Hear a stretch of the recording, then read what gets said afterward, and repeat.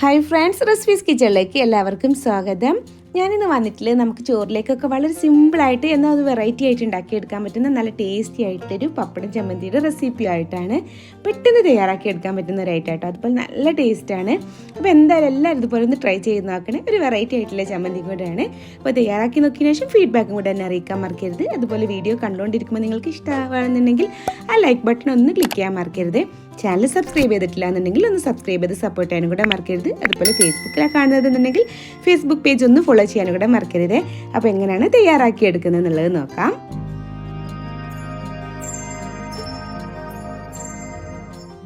നമുക്ക് ചമ്മന്തി തയ്യാറാക്കി എടുക്കാൻ വേണ്ടിയിട്ട് മെയിനായിട്ട് ഇതിലേക്ക് വേണ്ടത് പപ്പടം തന്നെയാണ് കേട്ടോ. അപ്പോൾ ഒരു 3 പപ്പടം വെച്ചിട്ടാണ് ഞാനിത് തയ്യാറാക്കി എടുക്കുന്നത്. നമുക്ക് എത്രത്തോളം ക്വാണ്ടിറ്റി വേണം അതിനനുസരിച്ചിട്ട് പപ്പടത്തിൻ്റെ അളവ് കൂട്ടിയിട്ടും കുറച്ചിട്ടൊക്കെ ചെയ്തെടുക്കുക കേട്ടോ. അപ്പോൾ ഒന്ന് ഫ്രൈ ചെയ്തെടുക്കാൻ വേണ്ടിയിട്ട് ഞാനിവിടെ ഓയിൽ വെച്ചൊന്ന് ചൂടാക്കി എടുത്തിട്ടുണ്ട്. വെളിച്ചെണ്ണ, സൺഫ്ലവർ ഓയിൽ ഏതായാലും കുഴപ്പമില്ല. അപ്പോൾ ഞാനിവിടെ വെളിച്ചെണ്ണ കേട്ടോ എടുത്തിട്ടുള്ളത്. അതിലേക്ക് ഓരോ പപ്പടം ഇട്ടിട്ട് അങ്ങ് ഫ്രൈ ചെയ്ത് അങ്ങ് കോരിയെടുക്കുകയാണ്. ഒരു മീഡിയം ഫ്ലെയിമിൽ വെച്ചിട്ട് സാധാരണ നമ്മൾ പപ്പടം പൊരിച്ചെടുക്കുന്നത് പോലെ തന്നെ ഫ്രൈ ചെയ്ത് കോരിയെടുക്കാം.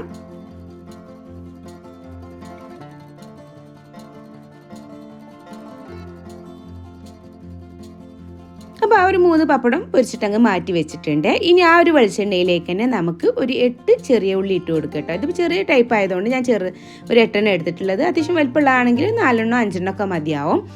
ഇനി അതിൻ്റെ കൂടെ തന്നെ നമുക്കതിലേക്ക് ഒരു 4 അല്ലെങ്കിൽ 5 വറ്റൽമുളക്, അത് എരിവിനനുസരിച്ചിട്ട് ആഡ് ചെയ്ത് കൊടുത്താൽ മതി കേട്ടോ. അത് അത്യാവശ്യം എരിവുള്ളതുകൊണ്ട് ഞാനിവിടെ 4 എടുത്തിട്ടുള്ളൂ. അതും കൂടി ഇട്ട് കൊടുത്തിട്ട് ഫ്ലെയിം ഒരു മീഡിയത്തിൽ വെച്ചാൽ മതി കേട്ടോ. അല്ലാന്നുണ്ടെങ്കിൽ പെട്ടെന്ന് തന്നെ ആ ഒരു വറ്റൽമുളകിൻ്റെ കളർ അങ്ങ് ചേഞ്ച് ആയിട്ട് പോകും. അപ്പോൾ കുറഞ്ഞ തീയിലിട്ടിട്ട് ഇതുപോലെ നന്നായിട്ടൊന്നങ്ങ് റോസ്റ്റ് ചെയ്തെടുത്താൽ മതി കേട്ടോ. അതൊക്കെ ഇതുപോലെ അങ്ങ് വഴറ്റിയെടുക്കാം. ഉള്ളി ഒന്നങ്ങ് വഴന്ന് വരട്ടെ. ഉള്ളി ഒന്നിങ്ങനെ വഴന്ന് വന്നാൽ പിന്നെ അതിലേക്ക് നമുക്ക് 2 തണ്ട് കറിവേപ്പിൻ്റെ ഇലയാണ് കേട്ടോ ഇട്ട് കൊടുക്കേണ്ടത്. അതും കൂടി ഇട്ട് കൊടുത്തിട്ട് ഒന്നും കൂടെ ഒന്നങ്ങ് റോസ്റ്റ് ചെയ്തെടുക്കാം. കറിവേപ്പിൻ്റെ ഇട്ട് കൊടുത്താൽ പെട്ടെന്ന് തന്നെ അതിൽ നിന്ന് ഒന്നങ്ങ് റോസ്റ്റ് ചെയ്താൽ പെട്ടെന്ന് അതിൽ നിന്ന് കോരിയെടുക്കുക കേട്ടോ. അതെല്ലാം കൂടെ ഈ ഒരു ചമ്മന്തിക്ക് ഒരു പ്രത്യേക ടേസ്റ്റ് തന്നെയാണ് കേട്ടോ. നമ്മൾ നോർമലായിട്ട് ഉണ്ടാക്കുന്ന ചമ്മന്തിനെക്കാട്ടിലും കുറച്ചൊക്കെ ഡിഫറെൻ്റ് ആയിട്ട് ഒരു പ്രത്യേക ടേസ്റ്റ് തന്നെയാണ് ഇതിന്. അപ്പോൾ ഇതുപോലെ അതെല്ലാം ഒന്നങ്ങ് കോരിയെടുക്കുക. ഓയിലൊക്കെ ഒന്നിങ്ങനെ കളഞ്ഞിട്ട് അങ്ങനെ എടുത്താൽ മതി കേട്ടോ. അപ്പോൾ അത് എടുത്തിട്ടുണ്ട്. ഒന്നിങ്ങനെ തണുത്ത് വരട്ടെ. ഒന്ന് തണുത്ത് വന്നാൽ പിന്നെ മിക്സിയുടെ ചെറിയ ജാറൊന്ന് എടുക്കുക. എന്നിട്ട് അതിലേക്ക് നമ്മൾ ഈ ഒരു ഫ്രൈ ചെയ്തെടുത്തിട്ടുള്ള ഇതെല്ലാം കൂടെ ഒന്നിച്ച് അതിലേക്ക് അങ്ങ് ഇട്ട് കൊടുക്കാം. പിന്നെ അതിലേക്ക് വേണ്ടത് ഒരു 3/4 കപ്പോളം തേങ്ങ ഒന്ന് ചിരവി എടുത്തിട്ടില്ല കേട്ടോ. 250 ml കപ്പിന് 3/4 കപ്പോളം തേങ്ങയാണ് എടുത്തിട്ടുള്ളത്. അതും കൂടി അതിലേക്ക് അങ്ങ് ഇട്ട് കൊടുക്കുകയാണേ.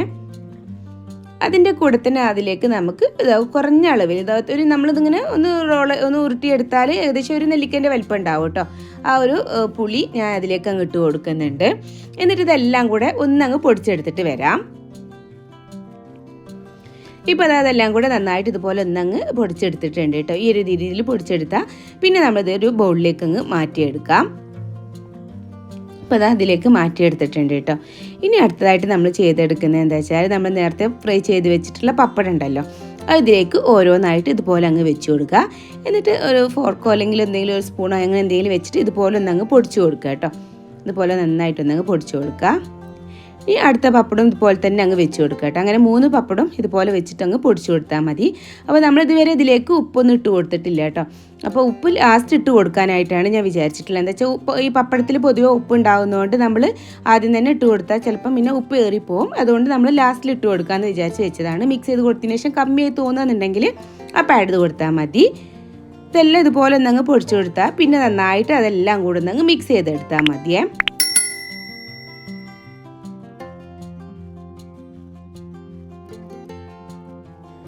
ഇപ്പോൾ അതെല്ലാം കൂടെ നന്നായിട്ട് ഇതുപോലെ ഒന്ന് മിക്സ് ചെയ്ത് എടുത്തിട്ടുണ്ട് കേട്ടോ. ഇനി ഇതിന് കുറച്ച് പോർഷൻ എടുത്തിട്ട് ഒന്ന് ടേസ്റ്റ് ചെയ്ത് നോക്കുക ഉപ്പിൻ്റെ കമ്മി എന്തെങ്കിലും ഉണ്ടോ എന്നുള്ളത്. ഇനി കുറച്ച് ഉപ്പ് കമ്മിയായി തോന്നുകയെന്നുണ്ടെങ്കിൽ നമുക്ക് കുറച്ചും കൂടെ ഉപ്പൊന്ന് ആഡ് ചെയ്ത് കൊടുക്കുക കേട്ടോ.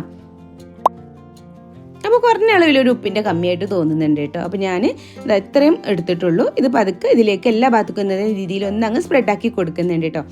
എന്നിട്ട് നന്നായിട്ട് അതെല്ലാം കൂടെ ഒന്നങ്ങ് മിക്സ് ചെയ്ത് കൊടുത്താൽ മതി. അതുപോലെ തന്നെ ഞാൻ കുറഞ്ഞ അളവിൽ ഇതിലേക്ക് പച്ച വെളിച്ചെണ്ണ, നമ്മൾ സാധാ വെളിച്ചെണ്ണ കുറച്ച് ഒഴിച്ച് കൊടുത്തിട്ടുണ്ട് കേട്ടോ. ഏകദേശം 1 ടീസ്പൂണോളം അതും കൂടി ഒഴിച്ച് കൊടുക്കുമ്പോൾ ഒരു പ്രത്യേക ടേസ്റ്റ് ഉണ്ടാവും കേട്ടോ. അത് വീഡിയോയിൽ മിസ്സായി പോയതാണ്. അപ്പോൾ അതാ നമ്മുടെ ടേസ്റ്റി ആയിട്ടുള്ള ചമ്മന്തി ഇവിടെ റെഡി ആയിട്ട് വന്നിട്ടുണ്ട്. പപ്പട ചമ്മന്തി ഒരു പ്രത്യേക ടേസ്റ്റ് തന്നെയാണ് കേട്ടോ. ചോറിലേക്കൊക്കെ ഈ ഒരു ചമ്മന്തി ഉണ്ടെന്നുണ്ടെങ്കിൽ അത് മാത്രം മതിയാവും. അത്രയ്ക്ക് നല്ല ടേസ്റ്റി ആയിട്ടുള്ള ഒരു വെറൈറ്റി ആയിട്ടുള്ള ചമ്മന്തിയാണ്. അപ്പോൾ എന്തായാലും എല്ലാവരും ഇതുപോലെ ഒന്ന് ട്രൈ ചെയ്ത് നോക്കിയതിന് ശേഷം ഫീഡ്ബാക്ക് അറിയിക്കാൻ മറക്കരുത്. അപ്പോൾ ഇൻഷാ അല്ലാഹ് ഇനി മറ്റൊരു വീഡിയോ ആയിട്ട് വരുന്നവരേക്കും ബൈ, താങ്ക് യു, അസ്സലാമു അലൈക്കും.